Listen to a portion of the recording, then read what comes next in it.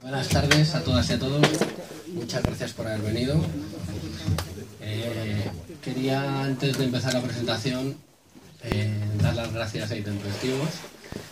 Primero por colaborar con la cultura de la ciudad, que en una ciudad como Segovia ya sabemos lo que significa. Es una ciudad pequeñita y a veces es difícil. Y segundo, bueno, pues daros las gracias por haber contado conmigo para presentar este acto. Gracias a Carlos por hacerlo. Bueno, bienvenido Daniel. Para los que no le conozcáis, contamos con Daniel Bernabé, que viene a presentar su libro La trampa de la diversidad. Daniel Bernabé, antes de escribir La trampa de la diversidad, había escrito un par de libros de relatos. Uno se llama Derrotas y Victorias en 2011 y otro de Trayecto en Noche Cerrada a finales de 2014. Y también ha colaborado en un par de libros, escribiendo un par de prólogos, ¿no es así? En El buitre de Jill Scott Heron y en GB84 de David Peace. Y bueno, pues es un colaborador continuo de La Marea y colabora también con otros medios como El Salto, Contexto o la revista Leer. ¿No es así? Bueno, antes de nada, y para relajar, porque bueno, yo no estoy muy acostumbrado a hacer estas cosas, los que me conocéis ya lo sabéis, yo te quería dar la enhorabuena por el éxito que ha tenido el libro. La verdad es que yo, antes de leerlo, como creo que le ha pasado a mucha gente, leí algunos de los artículos referentes al libro y aluciné. Cada día iban saliendo artículos referentes al libro, lo hemos comentado antes. Claro, nosotros estamos acostumbrados a leer ensayo político y nunca leemos tantos artículos referentes a un ensayo político. Claro, dices, algo está pasando, ¿no? Quizá es que hacía falta un libro como este, aunque sea, porque es verdad que bueno, ha tenido muchas críticas, pero yo creo que es que era muy necesario que para la gente de izquierdas y para la gente comprometida, algo estaba en el ambiente, que se necesitaba un manual de un libro de este tipo, ¿no? Además bastante fácil de leer y que yo por supuesto recomiendo. No me voy a extender mucho más, luego sí que tengo un par de preguntas preparadas, pero creo que lo importante es que tú hables, que para eso va a venir la gente a verte, así que nada, muchas gracias por venir y bienvenido. ¿Qué tal? Buenas tardes a todos y todas. Bueno, muy agradecido primero a Carlos por la presentación, a Intempestivos, la conspiración de la pólvora que me han hecho girar esos últimos días por varias ciudades y ahora aquí estoy en Segovia. Y a vosotros y vosotras que habéis venido una intempestiva tarde, ¿no? Que estaba ahora aquí con el amigo tomando una cerveza por ahí y bueno, poco más que nos ha caído el cielo encima en un ratito. Os agradezco doblemente el esfuerzo, ¿no? Es la presentación hoy número 25, casi estamos de celebración. No es normal que un ensayo político, lo digo, que un ensayo político vaya a 25 presentaciones. Ha salido ya la 6ª edición del libro, son muchos libros vendidos y ha tenido una gran repercusión, ¿no? Lo digo no por echarme flores a mí, lo venía comentando con los libreros antes. Yo he sido librero mucho tiempo, sé que el concepto de vender un libro parece fácil, pero es muy difícil vender libros en España. Y vender tantos libros lo es aún más. Algo tiene que ver el libro, posiblemente, pero sobre todo tiene que ver que había, como bien decía Carlos, un hueco, un espacio y una preocupación sobre determinadas temáticas. Porque si no, no se comprende, ¿no? Yo soy una persona escasamente conocida, la editorial Lacal es una editorial prestigiosa, pero pequeña, ¿no? Con lo cual, al final, te das cuenta que hay veces que hay una cierta oportunidad de sacar algo porque existía, digamos, esa necesidad, ¿no? de leer algo así. Mirad, yo empiezo la presentación siempre poniendo una serie de ejemplos para empezar a hablar del libro, que voy cambiando, porque por desgracia semana a semana van apareciendo cosas nuevas. Si os fijáis, hace unas semanas hubo un conflicto importante en torno al programa Operación Triunfo. Esos muchachos que van a la tele a cantar, de repente pues descubrieron que una canción tenía una palabra homófoba, ¿no? Entonces estuvieron planteándose si había que cambiarla o no. Para mí el conflicto realmente era porque seguimos en 2018 cantando canciones de Mecano, ¿no? Pero eso es otro asunto. Eso es lo que me parece realmente jodido. Luego hemos tenido otro conflicto en torno... Era la Universidad de Otoño de Podemos, y entonces hubo un conflicto en torno al sujeto político del feminismo. Un activista transgénero se lo planteó. El sujeto político, digamos, es quien lleva a cabo una acción política. ¿Quién es el sujeto político del feminismo? ¿No? Se planteaba una polémica importante. Por otro lado, hay un anuncio que a mí me fascina, porque podría ser es un anuncio de un coche eléctrico, de un Toyota, que en el anuncio pues viene a decir algo así como sé quién tú eres. Apela a la identidad de las personas relacionadas con el coche, y en ese anuncio van apareciendo de forma muy bien seleccionada diferentes símbolos políticos, la pulsera LGTB, o sea, que es una arcoíris LGTB, una chica, y creo recordar, lleva en el cuello un símbolo feminista, aparece también algo así como un símbolo de la ecología, ¿no? En fin, si os fijáis, por otro lado hay otra serie de conflictos. Han cerrado Vestas, una empresa de aerogeneradores en León, una provincia especialmente, por ejemplo, castigada por la desindustrialización. Alcoa, una empresa metalúrgica del norte de España, igual está en proceso de cierre, ¿no? Hay ahora un conflicto, creo que se todavía incluso una manifestación.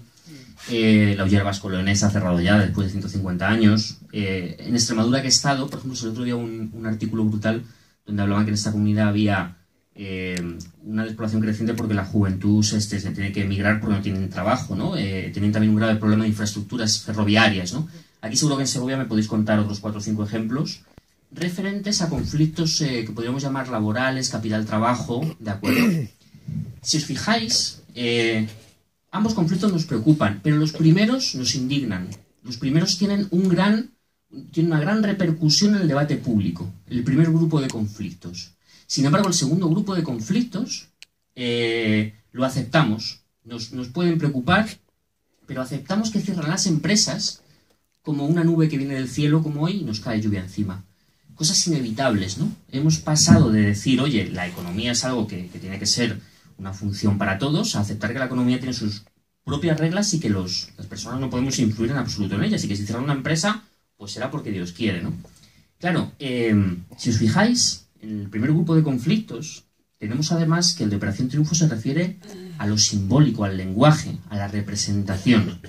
El segundo, el del sujeto del feminismo, podemos hablar de que grupos con intereses similares, como pueden ser los activistas transgénero o las activistas transgénero y las feministas, de repente empiezan a tener conflictos, empiezan, digamos, a disgregarse en grupos cada vez más pequeños y más específicos. Y luego, por último, en el anuncio lo que vemos claramente es la comercialización de una ideología. Con esto último también pongo otro ejemplo, que es Ana Botín, diciendo que va a dar créditos feministas, que me parece algo fascinante. Porque hace nada era la responsabilidad, a principios de los 2000 estaba la responsabilidad social corporativa, y ahora ya no, ahora es la empresa feminista, ¿no? Es una cosa que hay que tener interés. ¿Por qué nos indignan más unos conflictos que otros? ¿O por qué les prestamos más atención a unos conflictos que otros? Este es el leitmotiv del libro, ¿de acuerdo? Eso es lo que el libro, una de las cosas que impulsa el libro a ser escrito. Algo que yo me empiezo a dar cuenta y me llama la atención, ¿no? Por eso empiezo siempre así. La primera respuesta que podemos dar a esto es que nuestra relación con la política ha cambiado. Ha cambiado en estos últimos 40 años. Y ha pasado de ser una relación de clase grupal a cada vez más individual y aspiracional. Luego hablaremos qué quiero decir con estas palabras. Lo siguiente, habéis seguro escuchado muchas polémicas en torno al libro, se ha tachado que es un libro reaccionario. Incluso yo he pasado prácticamente ya por un elemento de la derecha más extrema, ¿no? Y tal. Es un libro contra la diversidad. Yo os cuento una anécdota real que me pasó, que luego os puedo explicar la intención del libro. Hemos dicho el leitmotiv, ahora viene la intención. Yo me recuerdo que mi vida ahora es un poco rock and roll star, ¿no? Voy a muchas ciudades, me recibe mucha gente, la gente muy amable, no, hace 3 meses que no duermo en mi cama más de una semana seguida. Cuando vuelvo a mi ciudad, a Fuenlabrada del sur de Madrid, vuelvo a ser el escritor precario que soy, ¿no? Realmente una vida difícil, complicada. Resulta que ese día, me acuerdo, volvía de Málaga, un día caluroso de finales de junio, y me monté en el tren de cercanías, ¿no? Pasas del AVE y además mucho señor con pantalón, ¿no? De este color así muy... Pasas a las cercanías, que es tu tren habitual, ¿no? Una vez no es una cosa que coja yo mucho hasta ahora. Y entonces en ese tren recuerdo que esa mañana ya que era casi tarde, vi a una señora que llevaba un hijab, un pañuelo islámico. Vi a una mujer africana con un vestido azul, muy azul, muy colorista, unas pintitas amarillas, quizás flores. Vi a un chaval latino vestido de trapero, ¿no? Con su pose arrogante de adolescente que pertenece a una contracultura. Vi también a otra chavala que era junio, entonces estaba el tema del orgullo y llevaba una pulsera arcoiris. Vi a gente alta, había gente baja, había gente delgada, había gente gorda, incluso había un tipo con una camiseta de Atleti, ¿no? Es decir, había gente muy diversa. Y los que somos de clase trabajadora estamos acostumbrados a la diversidad. La diversidad es un hecho en nuestra sociedad. Y quitando las fuerzas más reaccionarias, más de extrema derecha, la diversidad es un hecho aceptado por todos y todas. ¿De acuerdo? Hasta por los liberales. La diversidad es algo que está ahí, ¿no? Es un hecho. Nos puede parecer mejor, nos puede parecer peor, podemos estar más o menos a gusto con ella, pero es un hecho que está ahí. Ahora, yo me pregunto, ¿por qué toda esa gente tan diversa iba en el Cercanías aquel día? Porque venían de trabajar. Venían de trabajar probablemente del centro de Madrid a la periferia. Muchos de ellos además se les ve, ¿no? Llevaban sus mochilas de currar en la obra, sus bolsas con la bata de trabajar en un servicio de limpieza, ¿no? Esta cuestión tan obvia, este es un libro lleno de obviedades, no lo niego, es lo que impulsa al libro a ser escrito también. Es decir, parece que se nos ha olvidado, estamos permanentemente recordando que hay gente muy diversa. La izquierda parece que recuerda que hay gente muy diversa, nos recuerda un hecho, pero se ha olvidado el que hay algo que nos une, que hay algo que nos une a toda esa diversidad. Y el hecho que a mí me parece que nos une, al final, es el trabajo, la relación que tenemos con el trabajo. El trabajo parece que nos sigue importando bastante, ¿verdad? Por tanto, ya te digo, esto no es un libro contra la diversidad, es un libro para buscar efectivamente las cosas que nos unen, no las que nos separan. ¿Por qué se llama La trampa de la diversidad? Es un libro, yo creo que los que han hecho críticas muy negativas al mismo, creo que no se han leído, no ya no el libro, sino la portada, ¿no? Porque dice que hay algo que se llama diversidad y que se establece una trampa sobre ella. Una trampa sobre ella. La diversidad no tiene la culpa. Eso se utiliza para crear una trampa. Eso es el primer concepto, que es sencillo, ¿no? Por eso es la trampa de... Y luego hay un subtítulo que dice cómo el neoliberalismo fragmentó la identidad de la clase trabajadora. Hay algo que se llama neoliberalismo, que rompe algo que se llama identidad de la clase trabajadora. Bien, vamos a ir viendo todos esos temas. De todas formas, lo de la trampa de la diversidad viene más por un hecho muy concreto. En el 1975, Thatcher acepta el cargo de líder del Partido Conservador y Unionista del Reino Unido. En su discurso, para mí Thatcher es una de mis némesis. O sea, es decir, alguien odiado, a pesar de que ahora sale un libro de cuentos de buenas noches para niñas rebeldes, un libro que parece muy feminista que sale de Thatcher, ¿no? Como ejemplo de algo, no sé muy bien de qué. Thatcher para mí es mi némesis porque consiguió algo muy, muy interesante para la política, que fue cambiar casi los criterios de política en toda Europa. ¿De acuerdo? Antes de ella se hacía política de otra forma. En ese discurso, si os gusta la política, os lo invito a que lo leáis. Estoy solo de acuerdo con ella, es un discurso muy bueno. Ella lo que hizo fue establecer efectivamente una trampa alrededor de la palabra unequal. Unequal en inglés puede significar diferente, pero puede significar también desigual. ¿Qué es lo que hizo? Ella empezó a decir que el liberalismo era parte de Gran Bretaña, del Reino Unido. Unió su ideología a la nación. Aquí nos suena algo de esto. Pero luego hizo otra cosa, dijo, las sociedades de Europa del Este lo que pretenden es homogeneizar a la gente. No, las sociedades de Europa del Este lo que pretendían era hacer a la gente más igual socialmente. Otra cosa es si lo consiguieron o no, ahí cada uno tendremos nuestra opinión. Pero lo que pretendían era eso, no homogeneizarla. Sin embargo, la caricatura que se hacía siempre de la sociedad de Europa del Este, si recordáis incluso en las películas, Danko Calor Rojo, la de Rocky que va a Rusia y a pegarse con Iván Drago, es siempre que los rusos eran como gente muy cerúlea, muy agachada, ¿no? Y tal. Hay un anuncio de Apple del 1984, justo el año del libro de Orwell, que lanza su primer ordenador Macintosh. Entonces de repente en el anuncio se ve una sala, ¿no? Como de cine, y se ve un gran hermano, una especie de gran hermano en la pantalla, y todos los individuos son absolutamente homogéneos. Todos tienen la misma pinta gris, van con la cabeza agachada. De improviso sale una mujer rubia, muy neumática ella, muy llamativa. Parece casi salida de las películas de Leni Riefenstahl, ¿no? Cosa muy inquietante. Leni Riefenstahl era una documentalista nazi. Entonces sale corriendo por el pasillo y de repente tira un martillo a la pantalla y rompe aquel gran hermano, ¿no? Entonces de repente de esa pantalla sale una luz cegadora y un viento que prácticamente libera a toda esa pobre gente tan homogénea. Eso es muy interesante porque tenemos una especie, un émulo de revolución, pero que no es hecho por un partido, por una clase social o por una ideología, es hecho por una empresa de tecnología de California. Y esto es muy interesante, quedaros con ello.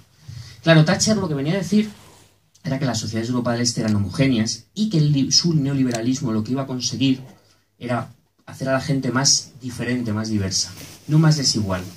Se cargó de un plumazo las diferencias sociales. Ya no había diferencias sociales porque el sistema económico capitalista se basa precisamente en la diferencia social. Lo que había era un grupo de individuos, ni siquiera una sociedad, diferentes, diversos. Y con esa diversidad cada uno podemos llegar a donde queramos, gracias al emprendimiento, sonará la palabra. Gracias a nuestro particular emprendimiento conseguiremos alcanzar las cotas que queramos alcanzar. Y el que no las alcanza, por cierto, es porque es un vago o un inútil, que solo quiere vivir las subvenciones y estar todo el día ahí a la molicie, ¿no? y a la sopa boba. Claro, si os fijáis, Thatcher lo que hizo fue en un momento confundir un problema sistémico, la desigualdad, y transformarlo en la diversidad. Por eso precisamente el libro se llama La trampa de la diversidad.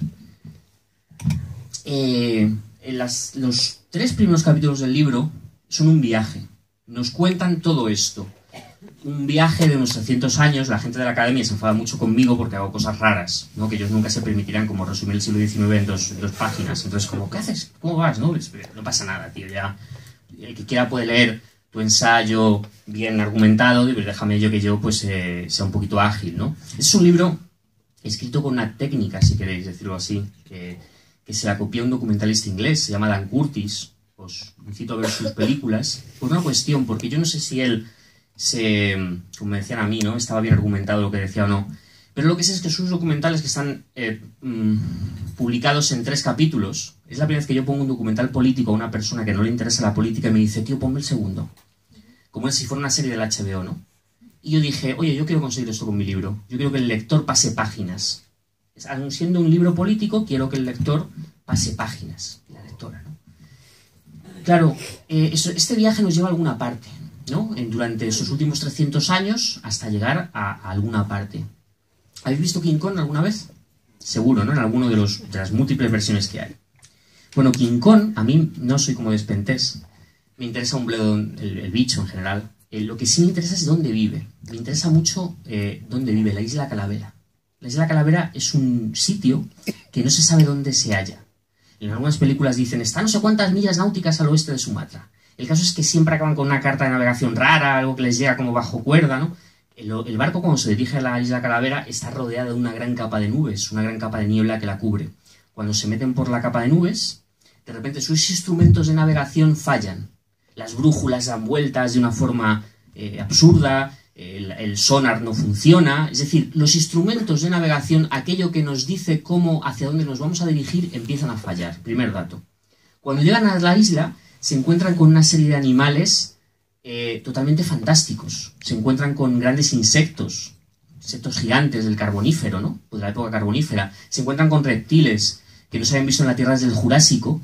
Se encuentran con un gran simio que podía ser un animal que venía un mamífero que venía de hace 150.000 años, ¿no? Es decir, están en un no lugar, porque no se sabe dónde está, donde hay un no tiempo. El tiempo es algo aberrante, se ha mezclado de una forma absurda y todo está mezclado y junto, ¿no? No hay historicidad, y esto es muy importante, quedaros con esa palabra. El concepto de historicidad se ha roto. Bien. Nosotros somos los habitantes de la Isla Calavera. Nosotros vivimos en la Isla Calavera. Vivimos en un sitio que es un no lugar. Porque vayáis a los centros de las grandes ciudades que vayáis a Tokio, vayáis a Nueva York, vayáis a Madrid, vayáis a Londres, son todos iguales. Todos iguales. El otro día, por cierto, estaba en Gijón, un sitio con mucha idiosincrasia, con sus sidrerías magníficas, y resulta que ya están desapareciendo las sidrerías en función, además, de estos bares tremendamente sofisticados de sushi y cosas así, ¿no? Pero además encima vivimos en una Isla Calavera donde no hay tiempo, donde el pasado es algo fragmentario que vale para la industria de la nostalgia, vale como combustible para la industria de la nostalgia, pero tampoco tenemos futuro, no tenemos un sitio al que llegar. Ya no hay una revolución, ya no hay un futuro socialista, ya no hay un horizonte. Lo que hay es algo brumoso, un presente continuo, que permanentemente es creado quizás por un empresario de tecnología como Elon Musk, ¿no? Que nos hace vídeos de síntesis y manda coches al espacio con maniquís, ese tipo de absurdidades. El caso es que este contexto resulta muy difícil de hacer política transformadora, porque claro, si no sabemos dónde estamos, no sabemos de dónde venimos y no sabemos a dónde vamos, ¿cómo vamos a cambiar nada? Ese es un primer dato. Una vez que el libro nos ha situado ya en el viaje, la isla Calavera, empieza, digamos, la segunda parte del libro. Es una segunda parte que habla de nuestro presente, cómo vivimos en esta isla. Claro, yo me he dado cuenta que todas estas cuestiones han afectado mucho a nuestro presente. ¿Por qué? Porque el neoliberalismo ha conseguido uno de sus objetivos, hacernos tremendamente desiguales. Si ahora tú coges las estadísticas de lo que cobra un alto ejecutivo en relación a un trabajador o una trabajadora de su empresa, en el año 80, y lo comparas con lo que cobran ahora, se ha aumentado la brecha exponencialmente. Si antes cobraban 8 o 9 veces más, ahora cobran 40 o 50 veces más. Es un hecho. Pero además ha ocurrido algo, que es que, contrariamente a lo que se piensa, el neoliberalismo nos ha hecho terriblemente homogéneos. Hoy, y esto sé que es polémico, hay menos diversidad que hace 40 años. Sé que se acepta, por ejemplo, diferentes opciones sexuales, este tipo de cuestiones que me parece estupendo. Pero somos cada vez todos más parecidos. Yo, por ejemplo, el otro día hablaba de lo difícil que era, por ejemplo, conjugar los intereses de una señora que trabajaba en la industria agrícola en Jaén con alguien que trabajaba en las altas acerías de Bilbao. Pero el caso es que había algo que se unía, ¿no? Algo que les unía, a pesar de lo diferentes que eran culturalmente. Ahora todos somos muy parecidos, ¿eh? Da igual que te vayas a Francia, Inglaterra, donde sea, todos consumimos las mismas velas perfumadas del Zara Home, todos vemos las mismas series de televisión, todos vestimos de la misma forma, todos incluso leemos los mismos libros, ¿de acuerdo? Somos una sociedad cada vez más homogénea. El neoliberalismo ha roto nuestras culturas locales, por decirlo de alguna forma, y nos ha convertido en una masa informe, ¿no? Claro, series de televisión. Resulta que una de las cosas que para los que he escrito el libro, ¿no? Este libro que tiene nuestro argumentado y tal, yo lo que he hecho ha sido coger muchos recortes de prensa. Es un libro que he escrito con el móvil, cogiendo artículos que veía y iba haciendo capturas, ¿no? De los artículos para luego leerlos. Y he cogido muchos artículos norteamericanos. Este es un libro de tendencia en el sentido de que no nos habla exactamente de lo que está ocurriendo ya aquí, sino lo que puede ocurrir aquí, lo que ya está ocurriendo en Estados Unidos. Es un libro que es una advertencia, un freno de mano. La clase media neoyorquina es maravillosa, es tan estúpida que me ha dado grandes alegrías a la hora de escribir el libro, ¿no? Es un libro que es un poco también una venganza, ¿no? De los perdedores. Los que hemos perdido la globalización no vamos a reír un poco de vosotros. El caso es que de repente encuentro una historia maravillosa en el Wall Street Journal, que es una de las Biblias neoliberales, en el que se cuenta cómo una empresaria que se llama Jenny Nee, una pequeña empresaria que tiene una tienda internet online de customización de ropa. Quiere decir que tú la ropa la haces un poco, una ropa, pues este jersey y le pones aquí una cosita, tal, porque todos somos clase media, pero no somos más clase media que otros, ¿no? Entonces nos tenemos que diferenciar de... El caso es que Jenny da una fiesta de acción de gracias, esto que hacen los americanos, entonces en vez de poner el típico pavo, pone capón, porque lo ha visto en una serie de televisión que se llama Juego de Tronos. Es una serie, para los que no la conozcáis, ambientada en un medievo fantástico. Claro, pues a ella le parece muy sofisticado a sus amigos norteamericanos obsequiarles con este capón. Su marido lo está comiendo, disfrutando del manjar, hasta que se le ocurre preguntar, oye Jenny, ¿pero esto del capón qué es? Jenny le dice, es que es una vara de corral emasculada. El marido no entiende, ¿cómo que una vara de corral emasculada? Dice, sí, le hace el gesto de las tijeras, que le han cortado los huevos, ¿no? Claro, el marido de repente se horroriza. Su identidad masculina está totalmente herida y dice, yo no puedo comerme este pobre animal al que han hecho esta auténtica barbaridad. Entonces tira los cubiertos, se monta allí un pollo enorme, nunca mejor dicho, en la mesa. Acaban separándose. De hecho, eso está escrito en el artículo del Wall Street Journal. Acaban separándose porque aquello le indigna demasiado cómo su mujer ha podido hacer esto, ¿no?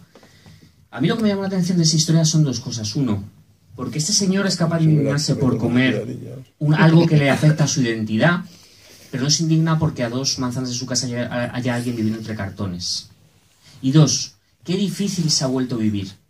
Antes vivir era muy difícil. Para nuestros abuelos, por ejemplo, era muy complicado. Había una dificultad material de vivir. Ahora la dificultad es permanentemente cultural. Tenemos que saber cómo se vive. Tienes que saber más de vinos que el que tienes al lado. Ni siquiera disfrutas del vino. Tienes que saber del vino para epatar a tu amigo, ¿no? Mira, yo es este... Tienes que saber de todo. Tienes que leer revistas de tendencias y de estilos de vida. Y eso es muy importante, los lifestyles. Cómo nos enseñan a vivir. cómo nos introducen ideología a través, sobre todo, no del telediario, de la sección de política o economía del periódico, sino a través de las revistas de tendencias, ¿de acuerdo? Claro, esta forma de vida, ¿no? Estas lifestyles, al final lo que están marcando algo. Yo aquí siempre cuento un chiste que la verdad es que es un poco... Es que me da rabia porque ya no es que se trata de que vivir y tener que saber cómo vivir, sino que tenemos que competir contra otros. Y además competir contra nosotros mismos, que ya me parece el culmen del asunto. Yo tengo un amigo que vive en Móstoles, entonces le gusta correr, que me parece estupendo. Es verdad que hace un poco tiempo en España solo corrían los locos y los delincuentes y ahora corre todo el mundo.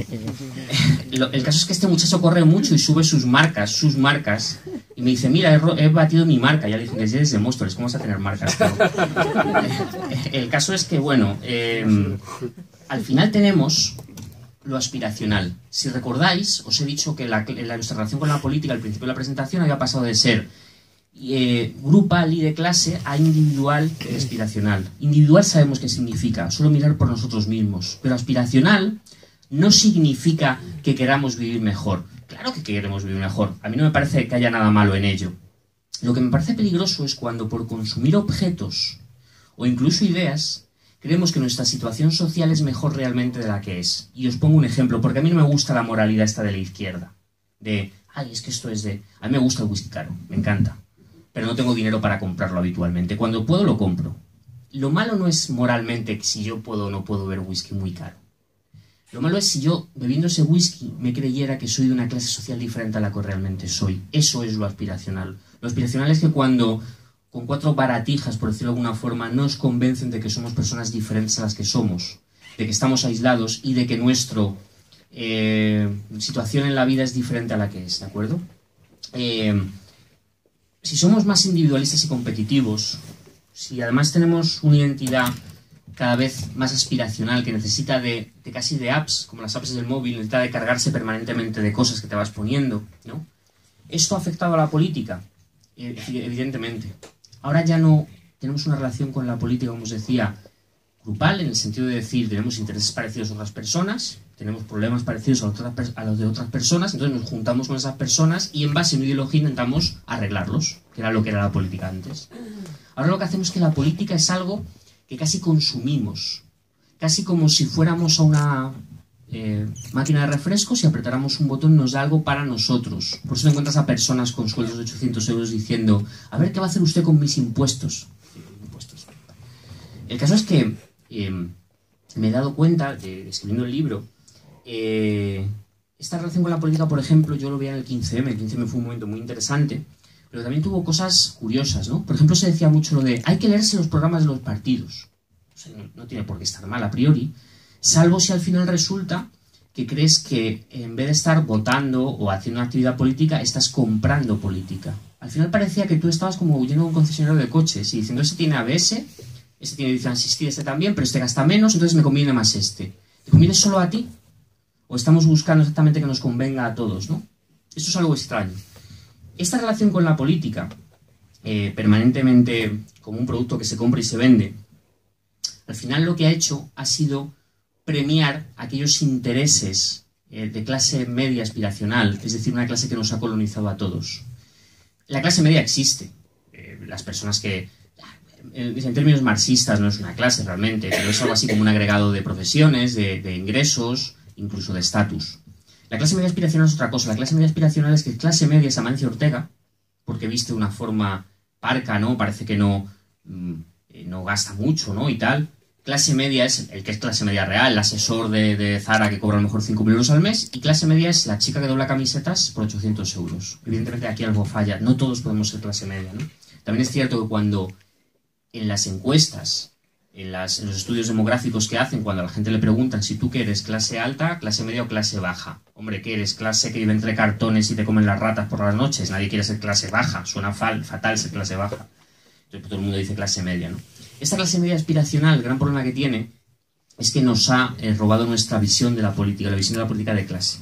A partir de ahí, si os fijáis, nosotros hacemos política con las herramientas que tenemos. Por eso nos importa tanto el lenguaje.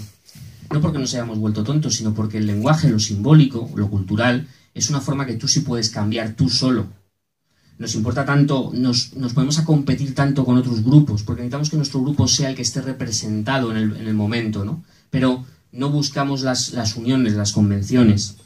Y por otra parte, al ser algo que en el fondo nosotros estamos ansiando comprar, es fácil que nos lo vendan, ¿no? Por eso os decía, os ponía esos ejemplos al principio. Si os fijáis, este mercado de la diversidad en el que todos vamos compitiendo, ¿no? Al final resulta que todo al final acaba... Una chica de Twitter me dijo una vez, con el artículo que escribí antes del libro, ¿no? Me dijo, oye, dice, está bien lo que has dicho, el artículo, dice, menudo lío que has montado para decir que tenemos que hacer más caso a los obreros, ¿no? Voy a hacer una pausa dramática y me bebo un poquito de... Entonces yo me quedé pensando y dije, hacer más caso a los obreros.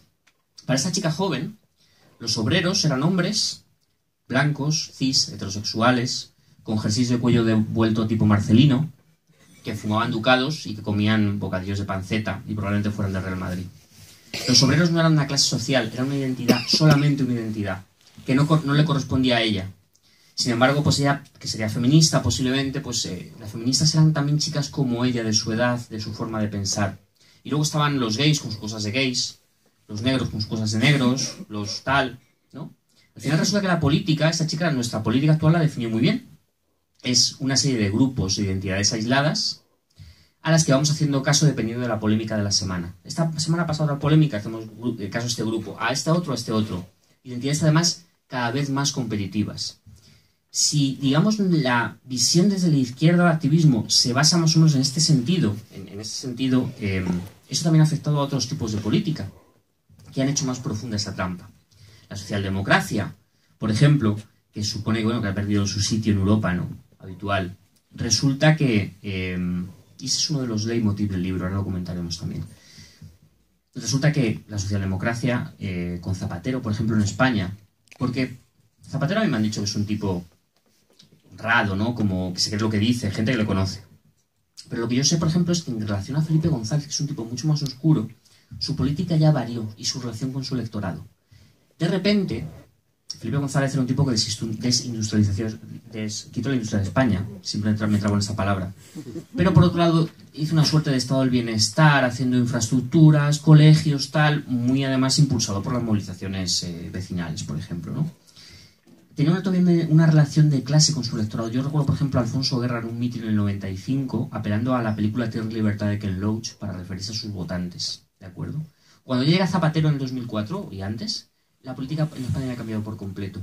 Zapatero habla del talante, habla de este tipo de cosas, no tiene ni siquiera una visión muy conflictiva, y luego empieza a traernos las guerras culturales. Pero por una cuestión, porque su ministro de Economía, Solve, su política económica es absolutamente igual que la del PP. Objetivamente, esto no es una opinión, es un hecho. Hacían las mismas políticas económicas. Si no había debate posible económico, ¿dónde poníamos el debate? ¿Cómo fingíamos que sigamos siendo de izquierdas? ¿Cómo fingíamos que en España había unos partidos políticos que estaban enfrentados? A través de las guerras culturales.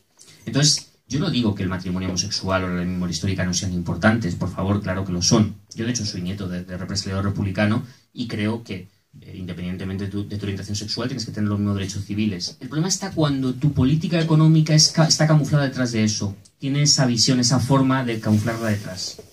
Pero es que luego, más tarde, José María Aznar, ese señor tan serio, tan adusto, que se viste de Cid, de repente fue el abanderado de la rebeldía. Nos trajo aquello de lo políticamente incorrecto que tantas veces habéis oído. Lo políticamente incorrecto, Aznar lo trae cuando en un acto, cuando van a quitar algo que parece lógico, el vino de las gasolineras, con el coche no bebas vino, tío, no parece algo lógico, ¿no? Resulta que lo van a quitar y Aznar se junta con los fabricantes de vino. Es verdad que se le va un poco la mano y bebe más de lo debido. Entonces dice aquella famosa frase de: no me diga usted a mí lo que yo tengo que hacer. En esta anécdota se resume todo lo políticamente incorrecto. De repente Aznar, que es un señor muy de orden, se acaba convirtiendo en un rebelde. Es un pobre ciudadano acosado por el Estado, liberticida, que le viene a imponer algo como que él no puede beber vino. Entonces él se rebela contra el Estado y dice: no, a mí usted no me diga lo que yo tengo que hacer, mi libertad, ¿no? Le faltó pintarse como el tipo aquel escocés de la película, ¿no? Y gritar libertad con una espada en la mano. Claro, esto es lo políticamente incorrecto. Lo políticamente incorrecto existe como una sombra de las políticas de la diversidad exageradas por parte de la socialdemocracia. Una cosa sin otra no se comprende, ¿de acuerdo? cuando cada vez que sale alguien hablando de lo políticamente incorrecto, en el fondo lo único que está es, bueno, pues enmascarando políticas reaccionarias, pero las hace en base a cómo hay otras políticas de la diversidad que están sobre representadas, ¿no? Aquellas estupideces que decían las ministras, ¿no? De todo el rato, permanentemente, utilizando el lenguaje de género hasta cuando no era necesario, ¿no? Hablando del lenguaje de género con objetos inertes, ¿no? Ahora, hay un problema aún mayor. Y es un problema aún mayor que es una de las cosas que realmente impulsa el libro, que me impulsó a escribir el artículo hace 1 año y medio, que es el auge de la ultraderecha. Yo sinceramente creo que es un libro profundamente anticapitalista, es un libro profundamente antifascista. Lo escribí con esa intención. Lo escribí con esa intención porque yo tenía un problema, que era que veía que las personas de izquierdas con las que yo me juntaba, yo podía hablar con ellas y con ellos de diferentes temas en un lenguaje muy determinado, pero luego con mis amigos era incapaz de hablar ese lenguaje.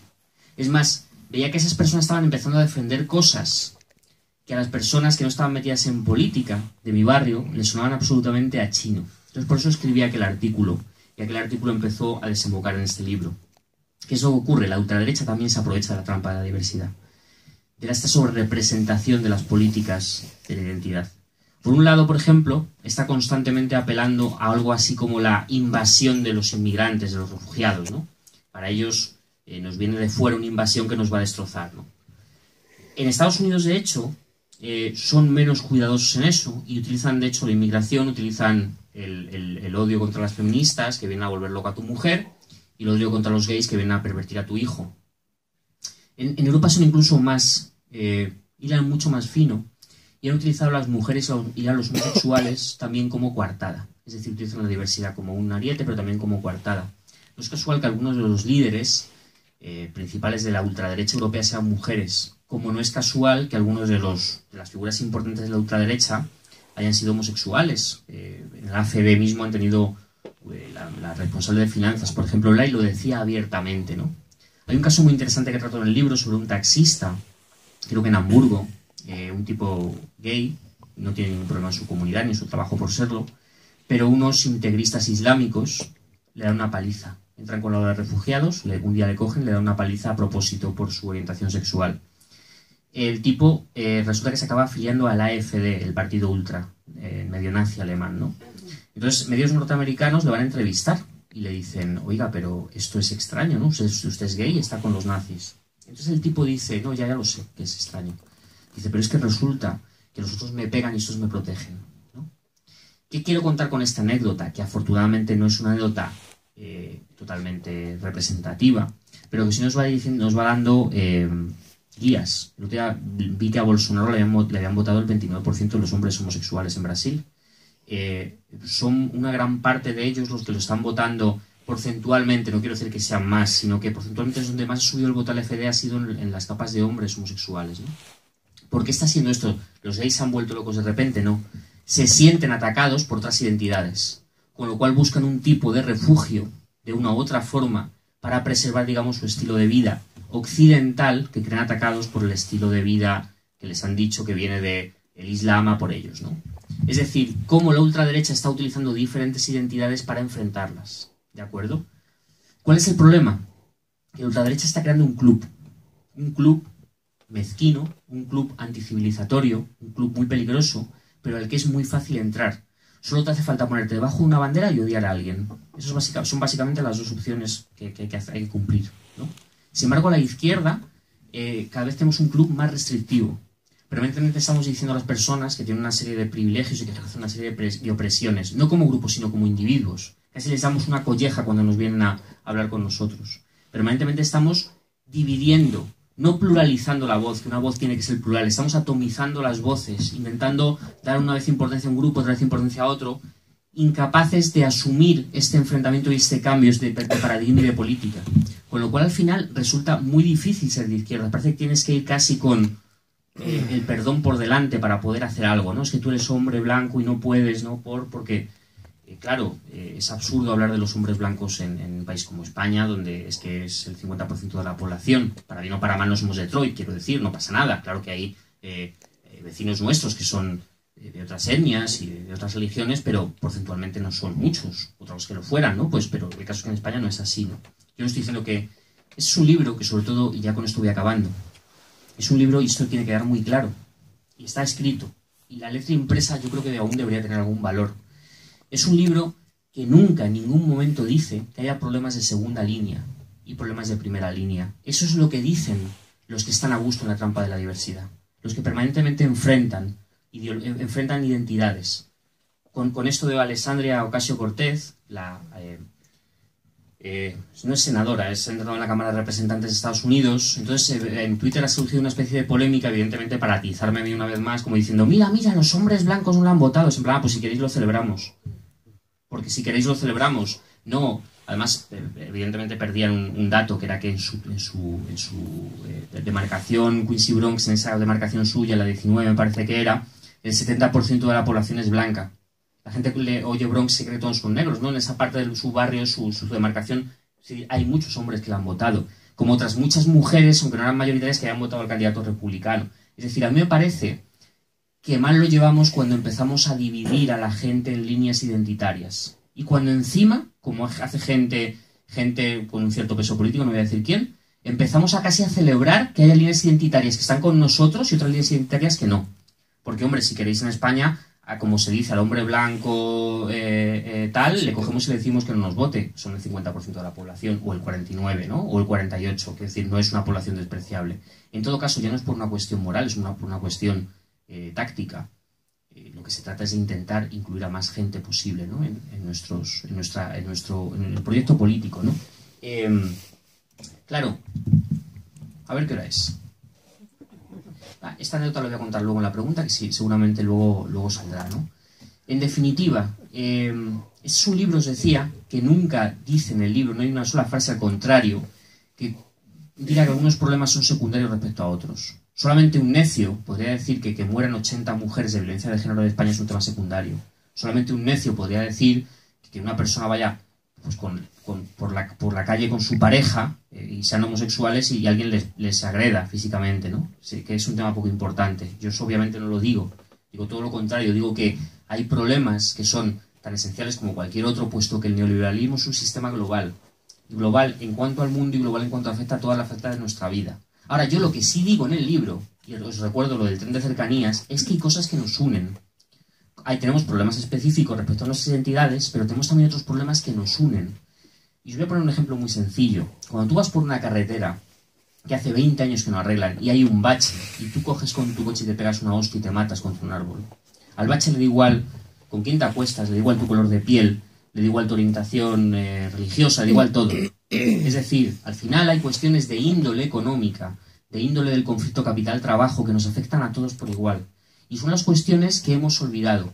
Y hemos olvidado sencillamente porque, como me dijo un periodista hace poco, una gran frase, como se nos ha olvidado porque ya no sabemos cómo alterar, cambiar la economía, acordaros, esos problemas de las empresas que no sabemos qué hacer con ello, nos hemos dedicado, en vez de cambiar la sociedad, a narrarla, a cambiar la narración de la sociedad. ¿Qué es lo que ocurre? Yo no quiero vivir en un país como Estados Unidos, donde tú no puedes decir la palabra nigger, que es negrata, porque se acaba tu carrera, por ejemplo, como periodista, ¿no? Literalmente. Eres un tipo expulsado de la sociedad si dices nigger. Ahora, en Estados Unidos la población negra tiene unas graves deficiencias en cuanto a la blanca, en todo. En trabajo, en educación, en salud. Tanto es así que casi les ejecutan en la calle los policías. Entonces yo no quiero vivir en un país donde haya cosas que no podamos decir, que encima sirva para que la ultraderecha y la derecha hable de políticamente incorrecto, pero encima esas personas tengan los mismos problemas antes de decir o no la palabra. Ese es el problema. Al final, con toda la corrección del lenguaje, con todo este cuidado, en el fondo, lo que queríamos era mejorar la vida de las personas y lo que estamos haciendo es enmascarar los problemas. Parece que cuando algo ya no lo nombramos, no existe. Eso es precisamente una de las cuestiones que mueve este libro. Y ya para terminar, simplemente deciros una frase, ¿no? Es un libro que lo que trata de recordar es que mientras que la izquierda en el siglo XX lo que buscaba era que unía a personas muy diferentes, muy diversas, parece que el activismo del siglo XXI lo que busca precisamente es exagerar las diferencias entre los individuos. Muchas gracias por haberme atendido y espero que os haya interesado. Gracias. Pues sí, vale. Pues bueno, yo quería que comentases un poquito porque lo que está pasando con la derecha de este país es un poquito diferente, yo creo, a lo que está pasando con la derecha a nivel internacional, ¿no? Antes lo hemos comentado, yo creo que la derecha española no está en auge. Yo lo creo, no está en auge. Yo creo que se está diversificando y está cogiendo lo que has comentado tú muy bien, ese lenguaje de rebelde, que ni siquiera es anti-élites, ¿no? Ni siquiera como puede pasar en Francia o en otros países, porque aquí nadie habla de la Unión Europea, nadie está en contra de la Unión Europea. Pero bueno, sí que está empezando a tomar un cariz más racista, sí que se habla de la ideología de género, ¿no? Entonces quería un poco qué opinión tenías sobre lo que está ocurriendo en la derecha española y cómo juega la identidad, cómo ellos sí que utilizan la identidad, que además yo creo que la utilizan, que son identidades mayoritarias para hacer creer que, por ejemplo, el hombre blanco está siendo atacado, o por ejemplo, la identidad española está siendo atacada, cuando creo que evidentemente eso no está siendo así.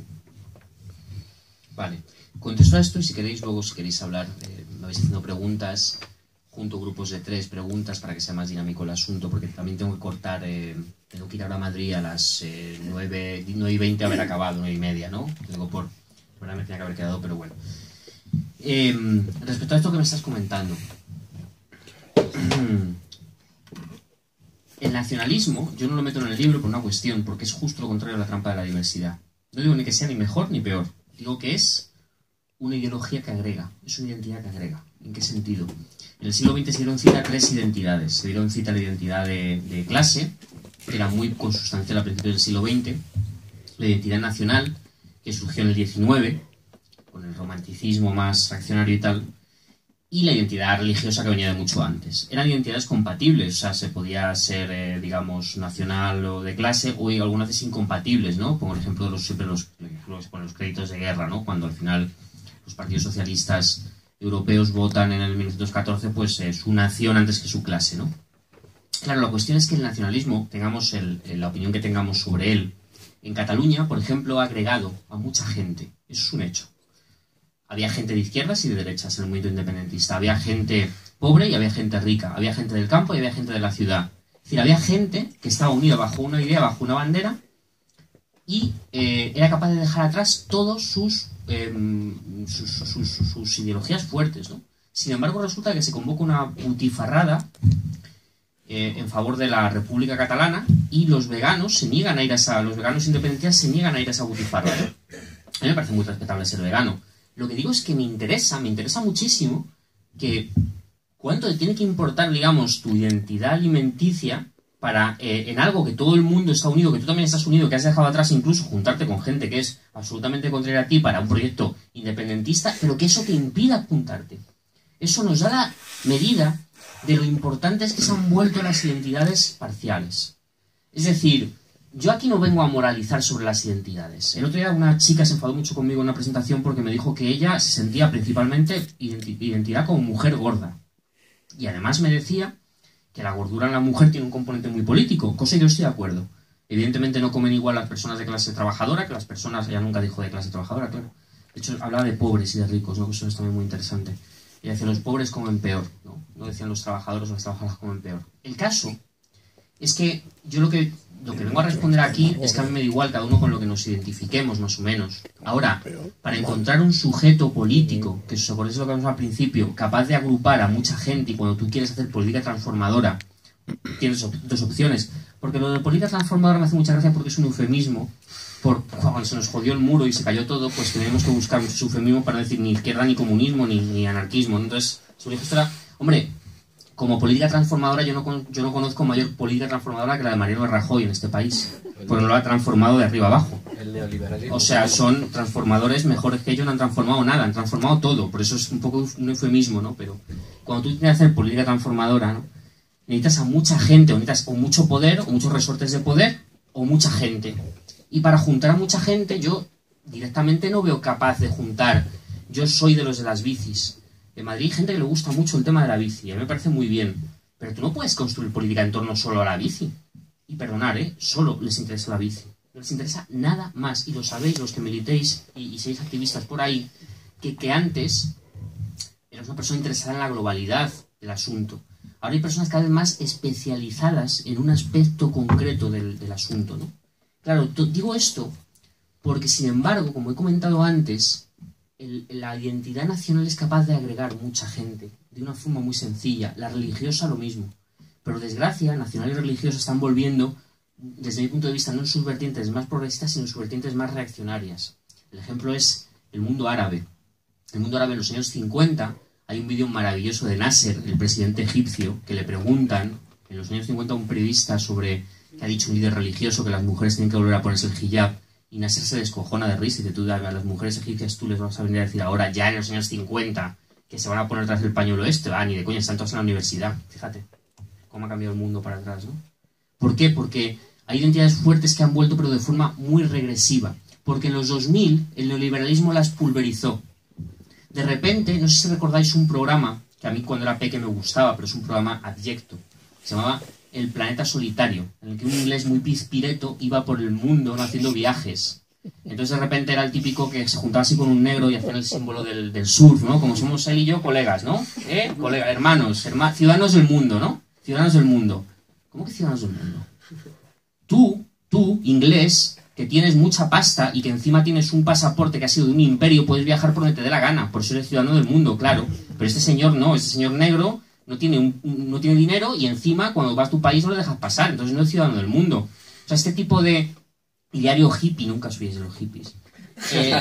Este ideario del neoliberalismo progresista que se nos metió a través de lo simpático del ciudadano del mundo y este tipo de cosas es realmente destructor, porque al final era encubrir los problemas que realmente siguen existiendo en el mundo, ¿de acuerdo? ¿Qué pasa? Que esas ideas al final han vuelto, porque ese señor posiblemente se ha hartado de que le digan que es ciudadano del mundo, el señor africano, y ha dicho, oye, no, esto ya está bien. Claro, se ha hartado de la mala manera, se ha hartado cuando han llegado unos tipos con Kalashnikov y le han dicho, tú puedes ser fuerte con nosotros y volver a tener tu país en tus manos. Ten un Kalashnikov y lucha por el ISIS, ¿no? Y lucha por el Islam. Y el tipo a lo mejor ha cogido el fusil, el tipo de los 90 no, pero su hijo sí lo habrá hecho. Igual que aquí la nación en toda Europa está teniendo un factor muy reaccionario. Solo hay que ver que la ultraderecha de toda Europa cómo saca banderas medievales continuamente, en ese medievalismo estúpido, ¿no? Permanente, casi de serie de televisión, ¿no?, que se están imponiendo. Sin embargo, ellos también utilizan un lenguaje antiélites, como decías tú. No en España, pero sí fuera. Trump utiliza, porque por desgracia la ultraderecha dice siempre es un experto en decir medias verdades. Es que es verdad que Hillary Clinton era una élite económica. Es verdad que Hillary Clinton no se preocupaba por la clase trabajadora de su país. Como es verdad que las élites de Bruselas tienen la agenda que tienen, que es favorecer a los banqueros alemanes. Claro, ¿qué es lo que pasa? Que este lenguaje lo está utilizando Salvini, unido a un lenguaje de odio. Porque es más fácil odiar que construir. Me llegó un grupo una vez, un vídeo realmente tenebroso sobre... El vídeo me llegó un típico grupo de WhatsApp familiar de amigos, ¿no? Esos grupos tan terribles, ¿no?, que tenemos, que nos tienen que llamar la atención de decir, hostia, me da mucho miedo hablar con mi familia y con mis amigos de política. Eso es muy triste. Deberíamos poder hablar con ellos, deberíamos poder tener el dominio de nuestra gente cercana. Pues me llegó un vídeo donde se veía una foto, donde se veía una niña como herida, con su padre, con el siguiente pie. Una niña va a hacer la comunión en Albacete y unos moros le dan una paliza. Hostia, yo digo, esto es heavy, ¿no? Entonces ya de repente digo, aquí algo falla. 1, si esto ocurre, salen los telediarios de media España. 2, sois muy rubios para ser de Albacete. 3, se están riendo en la foto. O sea, a mi hija le da una paliza en la comunión y pero primero no le hago foto y segundo no me río. Claro, ¿cómo venía todo esto? Estas cosas que eran tan obvias. La foto realmente era...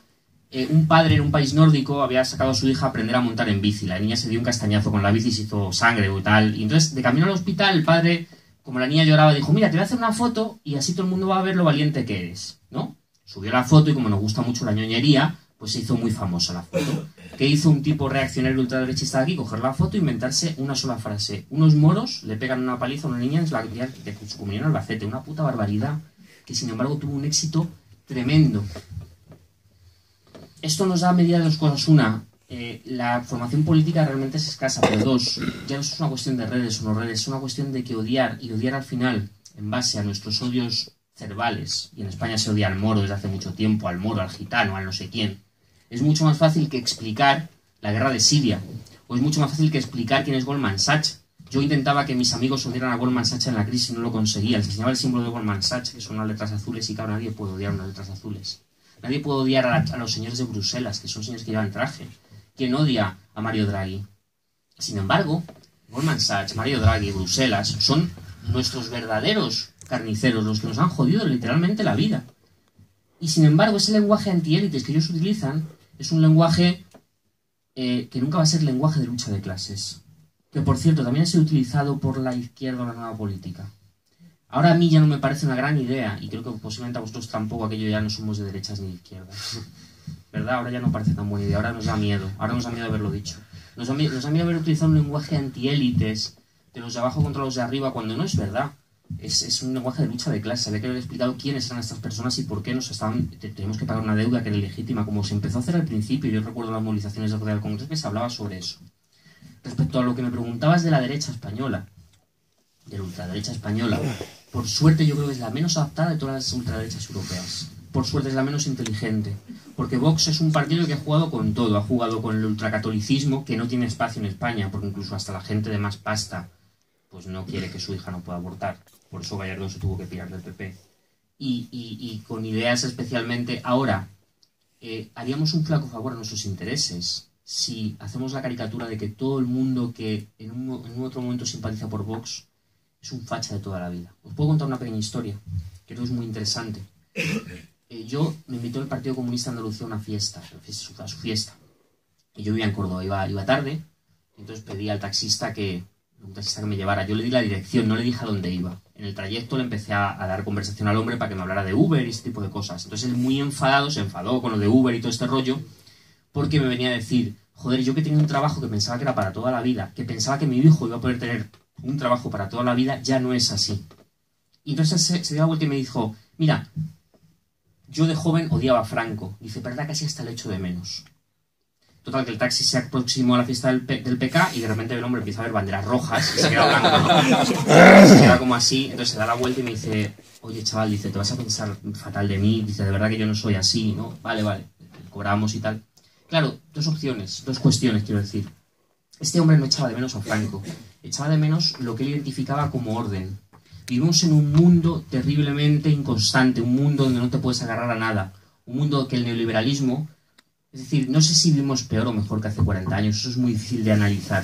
Lo que sí sé es que nuestro mundo es mucho más inestable. Antes tú tenías una casa para toda la vida, tenías un trabajo para toda la vida y tenías posiblemente hasta una pareja para toda la vida. Yo no sé en cuántos trabajos he trabajado, yo no sé cuántas parejas he tenido, yo no sé en cuántas casas he vivido. Y no porque yo sea especialmente inconstante, sino porque las condiciones materiales... Os invito a leer el último libro de Isaac Rosa. Es una novela que habla sobre esto precisamente, cómo es muy difícil querer a alguien durante mucho tiempo cuando tu vida alrededor es un auténtico desastre continuo. Es muy difícil crear unas condiciones de vida, ¿de acuerdo? Eso por un lado. La gente no busca a la ultraderecha como evidentemente los que van a coger y van a hacer campos de concentración, que lo acabarán haciendo, y eso no se nos puede olvidar. Busca la seguridad, ¿de acuerdo? Y ahí Vox es verdad que sí les puede dar una seguridad en cuanto a lo nacional, por ejemplo. Pero ¿qué es lo que ocurre? Que al final tú te das cuenta y hay otro problema, que yo no fui capaz de explicar al taxista, yo ni nadie, que su problema con Uber no era solo su problema con Uber, era su problema con el neoliberalismo. Somos incapaces de unir las causas últimas de los problemas con los inicios de los problemas. Hemos sido incapaces de explicar a la gente en los 8 años de crisis exactamente qué es lo que ha ocurrido. La gente sabe que ha habido una crisis, la gente de España sabe que son unos corruptos, sabe que han robado, sabe que es un desastre, sabe que cierran las empresas y que se llevan luego la pasta. Eso todo el mundo lo sabe, aquí en España nadie es tonto. Lo que no saben es por qué ocurre eso y qué es el neoliberalismo, no se lo hemos sabido explicar. Y creo que ya es hora que si vamos a hacer populismo lo hagamos bien, no en base a cosas que son mucho más inestables.